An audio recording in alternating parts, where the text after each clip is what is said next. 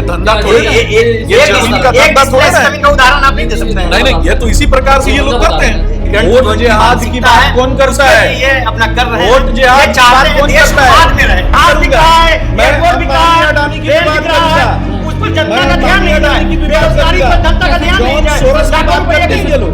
सच में। भारत माता की जय बोलिए। अडानी अंबानी नहीं भारत बोले माता आगे। की जय बोलिए। गुजरात में अभी नहीं बोला। भारत माता की जय बोलिए। भारत ये माता भारत की माता की जय। जय नहीं भारत माता की जय बोल बोलेंगे, रहे नहीं हैं। बोलेंगे। सारा ये डर के बोलते हैं भारत माता की जय, डर से बोलते हैं भारत माता की जय। नमस्कार, मेरा नाम आलोक है। आप लाइव टीवी देख रहे हैं। बिहार बिग डिबेट में आपका बहुत स्वागत है। देखिए, पूरे देश के मुसलमानों में उबाल है वक्फ अमेंडमेंट बिल को लेकर, यानी कि वक्फ की जो संपत्ति थी, वक्फ बोर्ड आपने सुना होगा, चैरिटी की बात होती है। ऐसी संपत्ति जो कि आप अल्लाह के नाम पर अगर दान करते हैं, जिस पर स्कूलें बनती हैं, कॉलेजेस बनती हैं, अस्पतालें बनती हैं, वक्फ अमेंडमेंट बिल की बात हो रही है। जेपीसी की कमेटी ने अब साफ साफ कहा है उनका कार्यकाल बढ़ाया गया है, क्योंकि उसके तमाम जितने सदस्य थे संसद में, उन्होंने इस पर आपत्ति दर्ज की है। अब फिलहाल जेपीसी की कमेटी का कार्यकाल तो बढ़ाया गया है। अब ये वक्फ बिल जो है, वक्फ अमेंडमेंट बिल जो है, वो बजट सत्र के दौरान पेश हो सकता है। हमारे साथ दो मेहमान हैं, उनसे आपका परिचय करा दें। सुमित शशांक जी हैं, बीजेपी के प्रखर वक्ता हैं, बहुत स्वागत है आपका। हमारे साथ सैयद मसीउद्दीन साहब हैं, जो कि जनस्वराज पार्टी के प्रवक्ता हैं, बहुत स्वागत है आपका सर। हम अगर बात करेंगे वक्फ बोर्ड की बिल की अमेंडमेंट की बात करेंगे, आपको लगता है पूरी तरह से, क्योंकि लोग तो कह रहे हैं, बीजेपी के लोग भी कह रहे हैं, या एनडीए के लोग कह रहे हैं कि कट्टरपंथी जो है उनमें उबाल है, उनमें कह सकें तो नाराजगी है, उनमें एक विरोध है, तो कहीं ना कहीं कट्टरपंथियों की बात हो रही है। यहाँ तो मुसलमान साफ साफ कह रहे हैं कि अपने पर ले रहे हैं, कई जो इसमें सुधार हो रहे हैं। कितने हद तक इसे गलत कह रहे हैं? देखिए, हम लोगों का मानना ये है कि जिनसे संबंधित मामला है, ये मुस्लिम समुदाय से संबंधित मामला है, तो उनके लोगों से, उनके बुद्धिजीवियों से, शिक्षाविदों से, वक्त के जानकार से, वकीलों से जो परेशानियां या कुछ समस्याएं अगर सरकार के समक्ष आई थी, तो मशवरा कर लेना चाहिए था। उनके मशवरों के, उनके फीडबैक के आधार पर इसमें प्रोसीड करना चाहिए था। जहां आपको बता दें, सबसे पहले आप सिंपल सा एक शब्द कि वक्फ जो शब्द है वो अरबी का शब्द है, जो इंग्लिश में यहाँ व्याख्या की है बहुत से जुडिशियल जजमेंट में भी, और ये एक शब्द है उसका माने कि प्रॉपर्टी ऑफ गॉड, ईश्वर की जायदाद। और वक्फ अधिनियम, चाहे 1955 का अधिनियम हो, चाहे फिर बाद में उसका संशोधन करके 1995 में उसे प्रतिस्थापित किया गया हो, इसमें वक्फ की प्रॉपर्टी को, क्योंकि वक्फ कोई व्यक्ति वक्फ करता है, जैसे कोई लावल्द है, उसको बाल बच्चे नहीं है, तो उसने अपनी प्रॉपर्टी को जनहित में, चैरिटी में दान कर दिया। जिसके पास कुछ ज्यादा संपत्ति है उसने दे दिया। कुछ ने मन्नत मांगी कि अगर मेरा ये काम हो जाएगा तो हम ईश्वर के नाम पर कर देंगे, ये कर देंगे। हाँ, उस पर जो भी कुछ अच्छा काम हो। हाँ, बिल्कुल। और ये बहुत से मैंने 90% प्रॉपर्टी ऐसी है जो रजिस्ट्रेशन डिपार्टमेंट के रजिस्ट्री ऑफिस से बजाबता डीड से, वक्फनामा डीड के जरिए रजिस्टर्ड हुई है। और इसके लिए मुस्लिम पर्सनल लॉ जो कानून है भारत की संसद से पारित है, तो उसमें प्रावधान किया गया है वसीयत का भी, वसीयत के माध्यम से भी कर सकते तो हैं। यह है कि कोई भी दान दे सकता है। हाँ, हिबा भी कर दे सकते हैं। तो इसमें जो पहले से जो कानून बने हुए हैं उसमें कम से कम 41 इररिलेवेंट संशोधन लाए गए हैं। जैसे इस पर जेपीसी के समक्ष मैं भी उपस्थित हुआ था। बिहार से जेपीसी ने 2 लोगों को बुलाया था, डॉक्टर शमीम अहमद गुनमी साहब, जो खानकाह है, सूफी मूवमेंट से जुड़े हुए हैं, मीतन घाट की खानकाह जो है उसके सज्जादा नशी हैं, और खानकाहों के नुमाइंदा के रूप में मैं भी गया था 28 सितंबर को हैदराबाद के होटल ताज कृष्णा। और हमने उन सभी बिंदुओं पर लिख के दिया है कि 1995 का जो एक्ट है उसमें कोई संशोधन की आवश्यकता नहीं है। अच्छा सर, हम आपसे समझना चाहेंगे, जब वक्फ की बात आप कर रहे हैं, तो वक्फ में कोई अगर हिंदू धर्म के भी लोग हैं तो वो भी दान कर सकते थे? हाँ, करते, किया है बहुत से लोग ने। और आपको बात बता देंगे कि मैं नवादा से आता हूँ, मैंने 3-4 रिकॉर्ड ऐसा देखा, जैसे रसलपुरा, पाकिस्तान खतियाना नहीं था, तो वहां की चखैयार फैमिली जो वहां के जिम्मेदार थे, कायस्थ परिवार, उनने दिया। तो कई जगह, तो फिर इसमें मुसलमानों में उबाल क्यों है, जब वो कह रहे हैं कि जो गैर मुस्लिम धर्म के लोग हैं उन्हें अगर उसमें शामिल किया जाए, जो अमेंडमेंट हो रहा है उसके बाद, या महिलाओं की उसमें भागीदारी दी जाए, तो उसमें दिक्कत क्या हो रही है? वो देखिए, मामला ये है, गैर मुस्लिम उसमें दान कर सकते हैं, गैर मुस्लिम उसमें कमेटी में आ नहीं सकते हैं। ये नहीं किया है, पहले लोगों ने किया दान करना सही बात है, लेकिन उसमें लाई ना नहीं बिल्कुल। अच्छा, जी, मैं बहुत सी प्रॉपर्टी है जो मुगल शासन काल में और जगहों पर हिंदू धार्मिक न्यास को, हिंदू मंदिरों को दिया गया है, या सिखों का जो धार्मिक न्यास उसको दिया गया है, और अन्य को दिया गया है, सब विभिन्न धर्मों को। जो राजा होता है तो वो अपने राज धर्म का पालन करता है।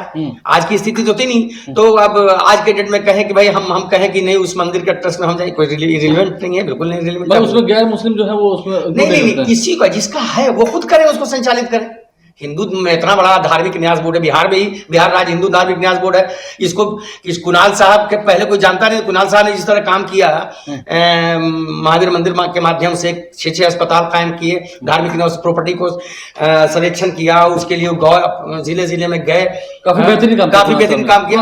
हाँ, तो अब उसमें हम कहें कि नहीं अब तो हमको मुदाखलत करेंगे, हम उसमें जाएंगे, तो हम लोग इसको हम आते हैं, फिर आप आएंगे। सुमित शशांक जी हैं, उन्होंने अभी धार्मिक न्यास बोर्ड की बात कही, कई सारे उसमें पॉइंट्स हैं जो आप भी जानते हैं।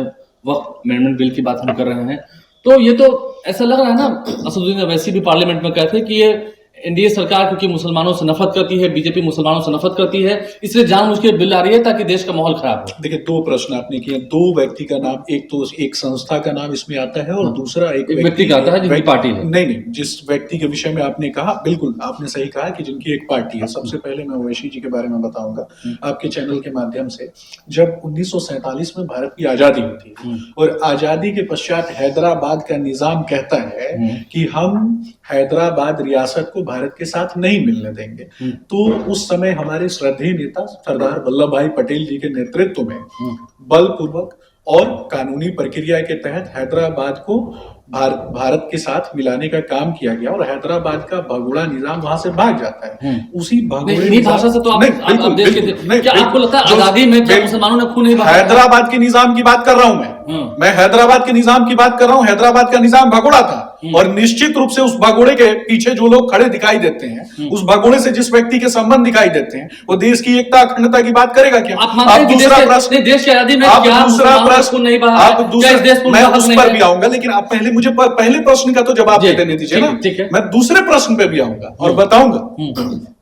दूसरा प्रश्न वक्फ बोर्ड के बारे में होता है। मैं विशुद्ध रूप से मानता हूं कि वक्फ बोर्ड के नाम पर आजादी के बाद से जिस तरीके से जमीनों को कब्जा करने का और जिस तरीके से कहीं ना कहीं पूरे के पूरे समाज को ध्रुवों में बांटने का कार्य किया जा रहा है, वक्फ बोर्ड का पहला शिकार सबसे पहले कौन होता है? वक्फ बोर्ड का सबसे पहला शिकार वो लोग होते हैं, वो मुस्लिम परिवार के लोग होते हैं जिनके परिवार में पुरुषों की संख्या कम होती है, जिसके परिवार में महिलाएं बच जाती हैं और उनकी जमीनों को कहीं ना कहीं वक्फ बोर्ड के एजेंटों के माध्यम से उनकी जमीनों पे कब्जा किया जाता है। उनकी जमीनों को बोलने तो दीजिए ना मुझे। आपके समय तो नहीं बोलेंगे, आपके समय तो बोलने नहीं गया।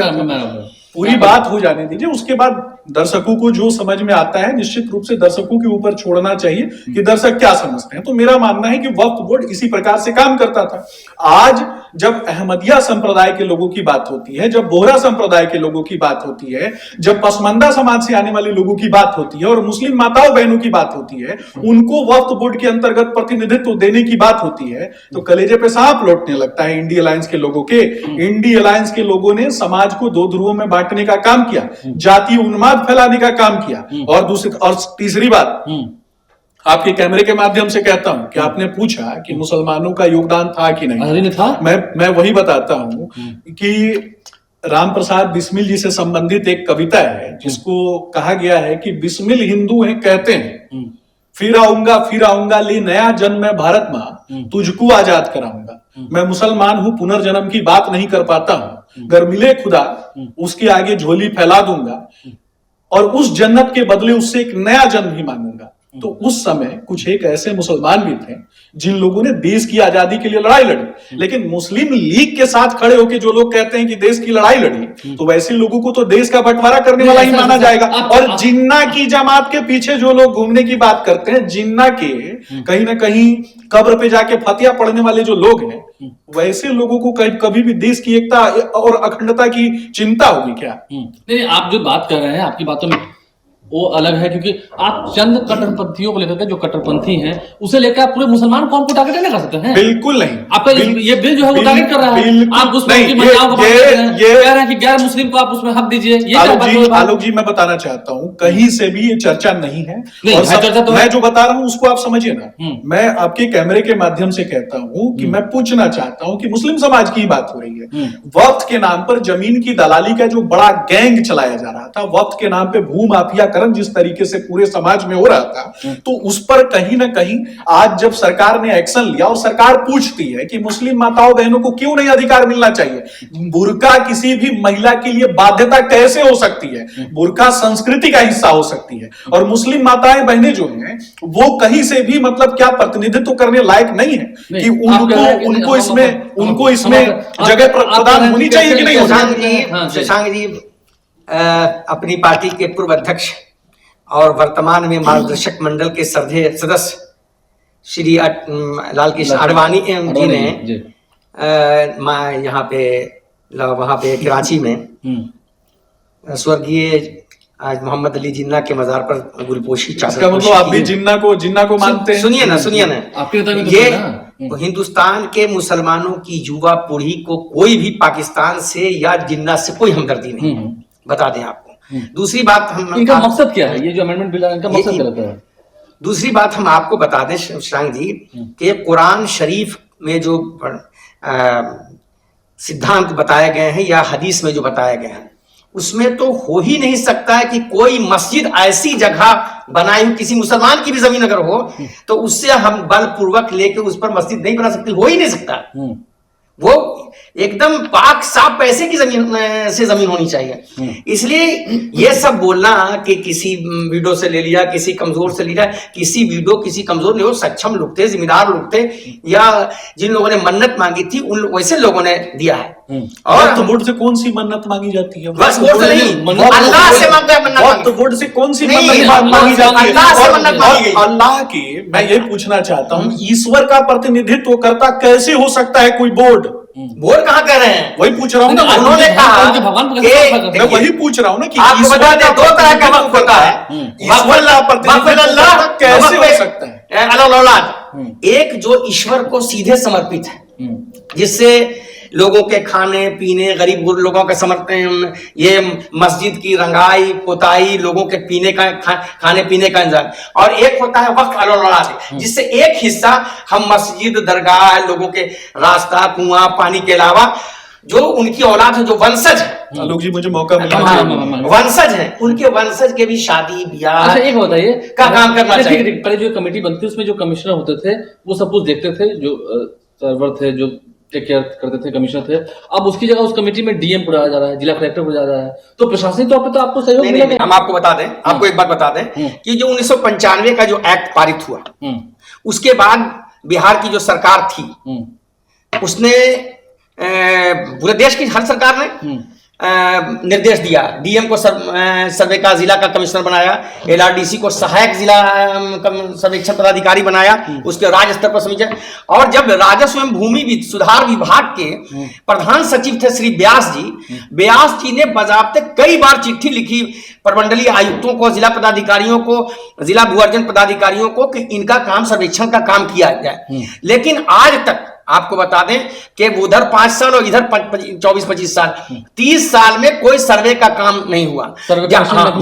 अभी बता दें कुछ किया कि नहीं किया? नहीं, कुछ नहीं किया। सर्वे कमिश्नर जो आपके होते थे कोई किसी ने कुछ नहीं किया सर्वे का काम, आपको बता दें। तो और दूसरी बात आप कर रहे हैं, अभी तक जो भी वक्फ का मामला होता था वो एक डिस्ट्रिक्ट जज लेवल के वक्फ ट्रिब्यूनल, और उसमें दो प्रशासनिक अधिकारी होते थे, 3 लोग का ट्रिब्यूनल था। जुडिशियल ऑफिसर से नए प्रस्ताव में जो संशोधन विधेयक जो नया आ रहा है, उसमें उस पावर को जिला जज लेवल के अधिकारी से लेकर जो ट्रिब्यूनल का हेड है उसको डीएम को दिया जा रहा है। डीएम के यहाँ तो खुद ही इतना ज्यादा भार है, उनके यहाँ जो रेवेन्यू के मामले हैं, एलआरडीसी के यहाँ से तैयार है, तो कैसे आप कहां से करेंगे?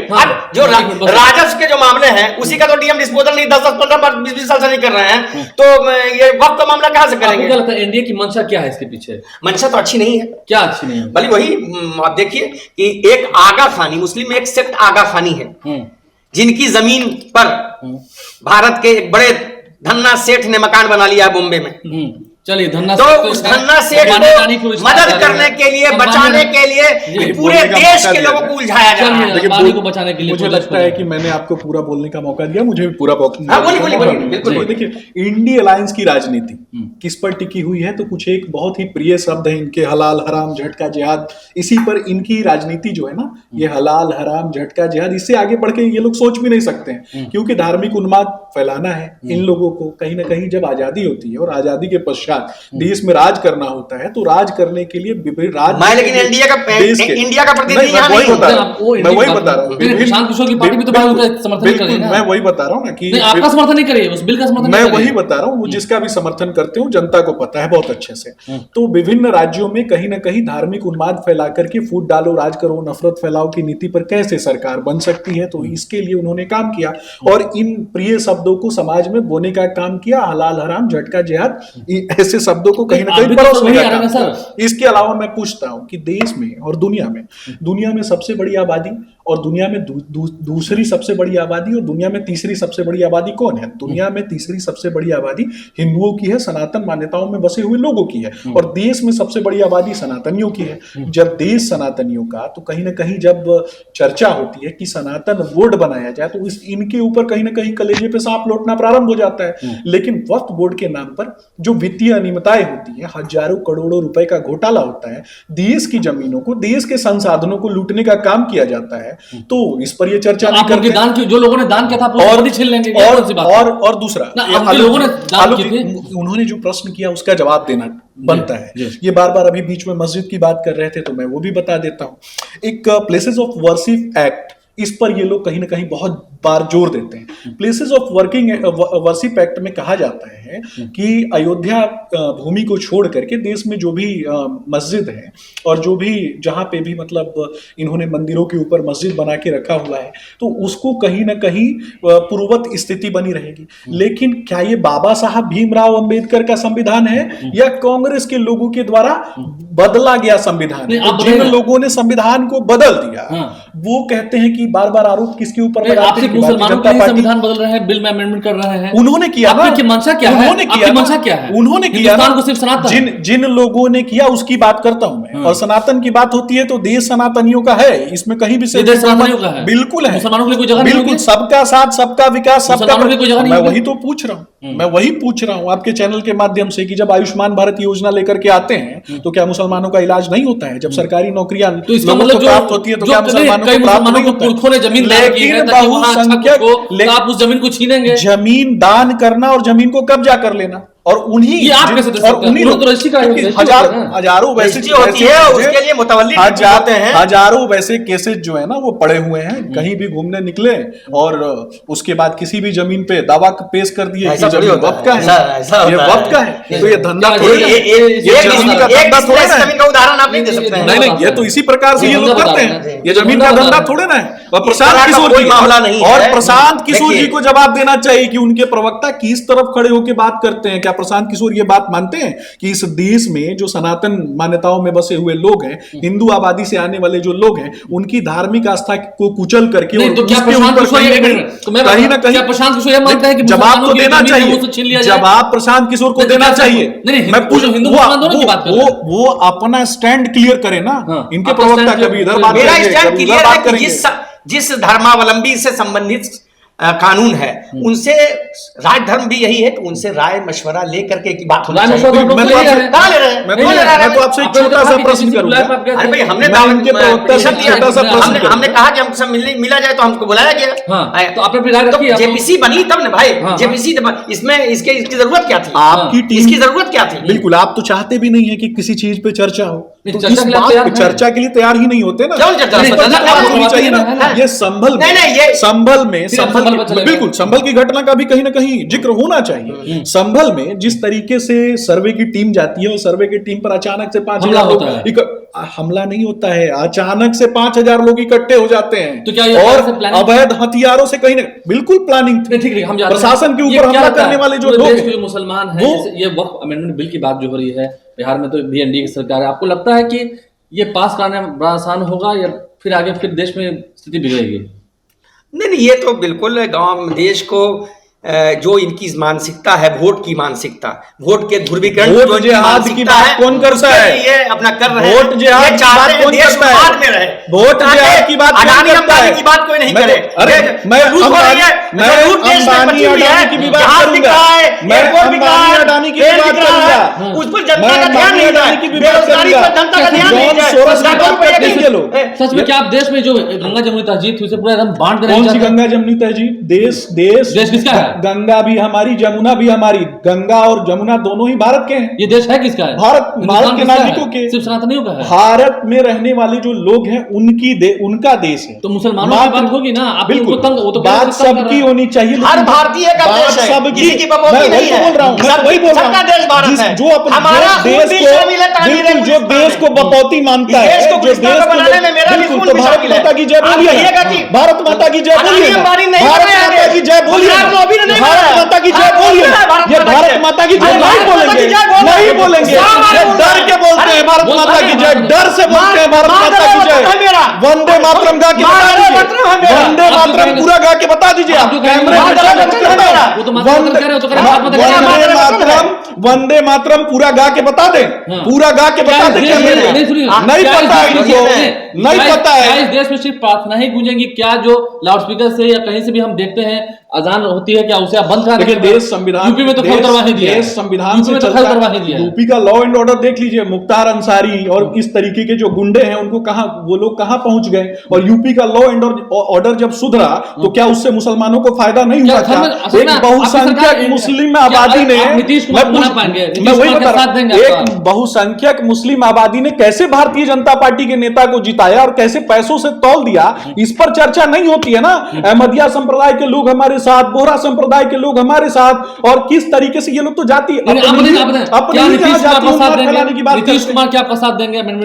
आदरणीय नीतीश चंद्रबाबू नायडू क्या आपका साथ देंगे? नहीं, बिल्कुल आदरणीय नीतीश कुमार जी देश के लिए काम करते हैं और कहीं ना कहीं चंद्रबाबू नायडू जी की बात होती है तो ये सभी एकजुटता के साथ देश को चलाने की बात करते हैं। वो हमारे बिहार में नेता हैं और उन्होंने राज्य के कल्याण के लिए, मुसलमानों के लिए, हिंदुओं के लिए, सबके लिए काम किया है। लेकिन सिर्फ बात ये लोग किसके, मुसलमानों के लिए बात होती है, करते नहीं है मुसलमानों के लिए।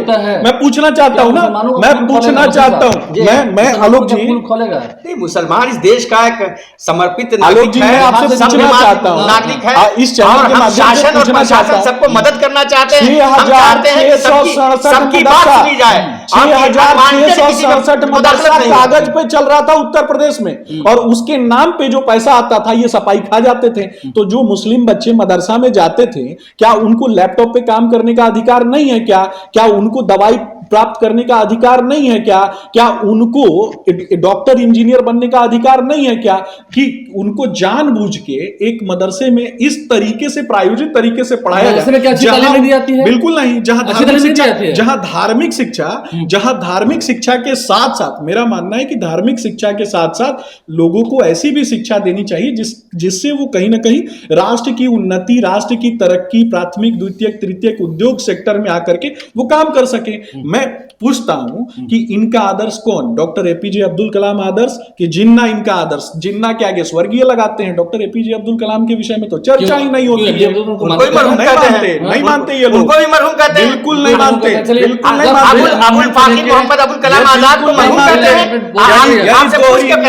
यही दोहरी नियत, दोहरा चरित्र है। वंदे मातरम वंदे मातरम गा के बता दीजिए, जनगण मन गा के बता दीजिए। बिल्कुल, कौन नहीं जाना? आप बताइए राष्ट्रगीत गा के बता दीजिए। आप नहीं गाएंगे कैमरे पे, इनको डर है, इनको डर है, ये लोग विवाद को जिंदा रखना चाहते हैं, इनको डर है, इनको डर है। मैं पूछ रहा हूँ ना, थूक जिहाद कौन करवा रहा था? थूक जिहाद कौन करवा रहा था? वोट जिहाद कौन करवा रहा था? थूक जिहाद, वोट जिहाद कराने वाले लोग हैं ना, ये कभी मुसलमानों के परिवार नहीं हो सकते। देश में जो ऐसे ही लोगों के कारण मुस्लिम समाज जो है वो पिछड़ा हुआ है। अभी तो ये एक्ट आगे जा रहा है, आने वाले बजट सत्र में इस पर बात होगी, इस पर मुहर लगती है नहीं तो देखना होगा। लेकिन अभी से ही जब मामला इतना गर्माता जा रहा है तो देखना होगा पूरे देश में क्या हालात होते हैं। क्या नीतीश कुमार और चंद्रबाबू नायडू भी साथ देंगे? अभी तो संशय है, अभी पत्ते खुले नहीं है। हमारे चैनल को सब्सक्राइब कर लें, साथ साथ फेसबुक पेज भी लाइक करें। बहुत शुक्रिया आप दोनों मेहमानों का, धन्यवाद। धन्यवाद।